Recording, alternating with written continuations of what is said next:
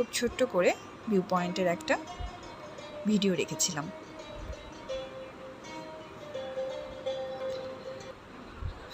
তারপরে আবার একটু বিশ্রাম নিয়ে, সেদিন ছিল পূর্ণিমা রাত, আবার সমুদ্র সৈকতে চলে আসলাম। আর সমুদ্রের যে কি গর্জন, একদম খুব ভালো লাগছিল। পূর্ণিমা চাঁদ, পাশে সমুদ্র, কি লাগে, ছুটিটা যেন জমে গিয়েছিল। এই সেই সমুদ্র।